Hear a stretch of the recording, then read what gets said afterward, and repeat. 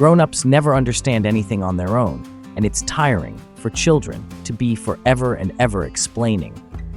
I would bring myself down to his level. I would talk to him about bridge and golf and politics and neckties, and the grown-up would be greatly pleased to have met such a sensible man.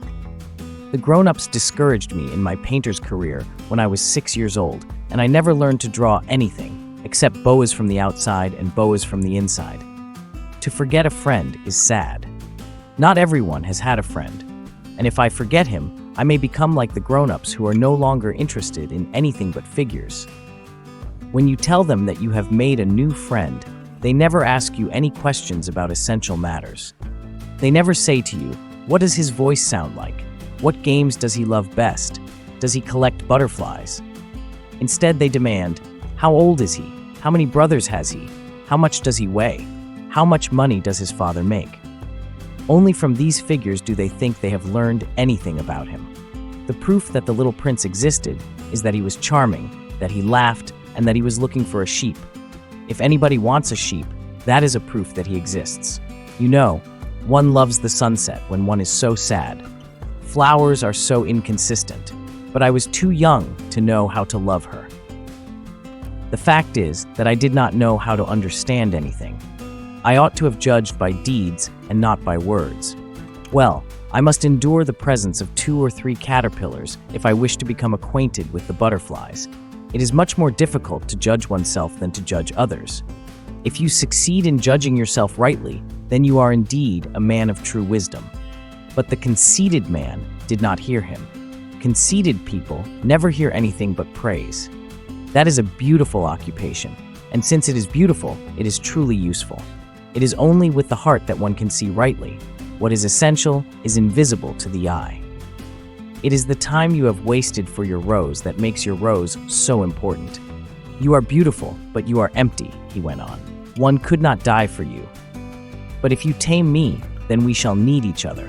To me, you will be unique in all the world. To you, I shall be unique in all the world. No one is ever satisfied where he is. Men have forgotten this truth, said the fox, but you must not forget it. You become responsible forever for what you have tamed. You are responsible for your rose. Words are the source of misunderstandings. Men have no more time to understand anything. They buy things already made at the shops. But there is no shop anywhere where one can buy friendship, and so men have no friends anymore. She is more important than all the hundreds of you other roses. Because it is she that I have watered. Because it is she that I have put under the glass globe. Because it is she that I have sheltered behind the screen. Because it is for her that I have killed the caterpillars, except the 2 or 3 that we saved to become butterflies. Because it is she that I have listened to when she grumbled or boasted, or ever sometimes when she said nothing. Because she is my rose. The men where you live, said the little prince, raise 5,000 roses in the same garden, and they do not find in it what they are looking for. All men have the stars, he answered, but they are not the same things for different people. For some who are travelers, the stars are guides.